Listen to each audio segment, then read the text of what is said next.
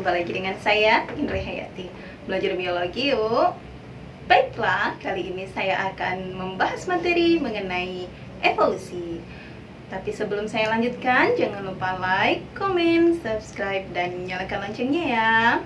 Baiklah, apa itu evolusi? Evolusi adalah perubahan makhluk hidup dalam waktu yang lama dari generasi ke generasi. Jadi perubahannya dalam jangka waktu yang sangat lama ya, dari generasi ke generasi. Nah, siapa saja tokoh-tokoh evolusi?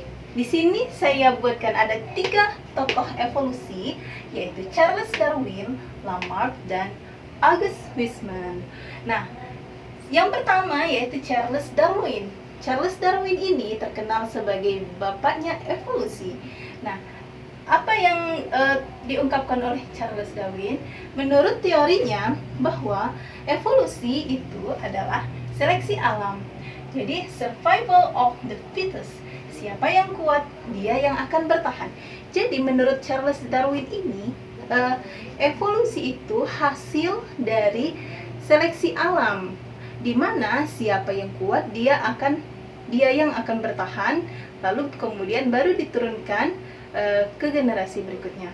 Sebagai contoh ya, misalnya Charles Darwin ini mengatakan dulu bahwa jerapah itu ada 2 jenis, yaitu yang pertama jerapah yang berleher panjang dan jerapah yang berleher pendek. Di mana jerapah ini makanannya adalah bagian pucuk-pucuk pohon. Nah, pucuk-pucuk pohon itu berada di tempat yang tinggi ya. Jadi di sini terjadi seleksi alam, di mana yang jerapah leher panjang dia lebih mampu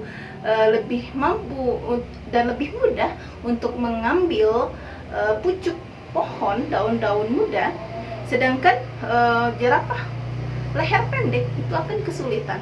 Karena terus-menerus seperti itu, maka makanannya akan lebih banyak dihabiskan oleh jerapah yang leher panjang dibandingkan jerapah yang leher pendek. Sehingga jerapah leher pendek lama-kelamaan akan punah, dan yang tersisa adalah jerapah leher panjang. Itu hasil seleksi alam. Jadi jerapah leher pendek terseleksi, yang tersisa adalah jerapah leher panjang. Lalu kemudian mereka bereproduksi sesama. Jerapah berleher panjang kemudian diturunkan terus ke generasi berikutnya, yaitu semua jerapah berleher panjang. Jadi seperti itu ya. Lalu untuk teori Lamarck ini dia mengungkapkan masalah use disuse ya, maksudnya di sini use disuse, mana bagian-bagian tubuh yang digunakan dan yang tidak digunakan. Jadi bagian tubuh yang sering digunakan maka dia akan terus berkembang, sedangkan yang tidak digunakan maka dia tidak berkembang. Sebagai contoh kecil saja katanya ya. Jadi ini ada tangan kanan dan tangan kiri, dimana apabila kita sering menggunakan tangan kanan dibandingkan dengan tangan kiri, maka jari-jari atau tangan kanan akan tampak lebih besar dibandingkan dengan tangan kiri. Begitu juga dengan otot-otot yang sering dilatih, maka dia akan terus berkembang dan membesar.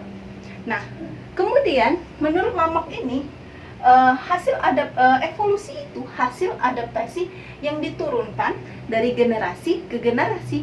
Jadi hasil adaptasi yang terus digunakan tersebut maka akan juga diturunkan kepada generasi berikutnya.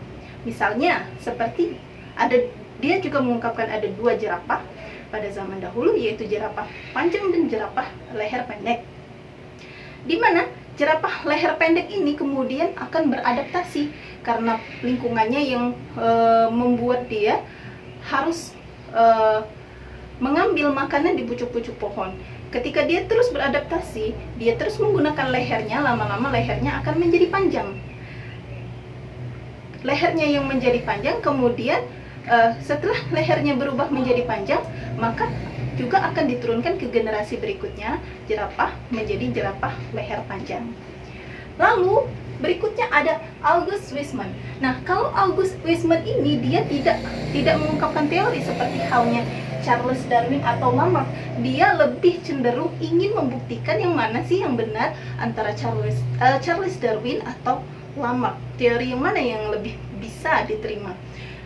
akhirnya dia melakukan percobaan dengan tikus yang berekor panjang, di mana tikus yang berekor panjang itu ekornya dipotong.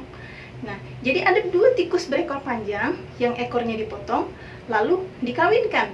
Setelah dikawinkan, ternyata menghasilkan anaknya juga tetap menghasilkan tikus berekor panjang. Kemudian dipotong lagi, dikawinkan lagi sampai ke 21 generasi, hasilnya tetap menjadi tikus berekor panjang. Jadi kesimpulannya bahwa adaptasi tidak diturunkan.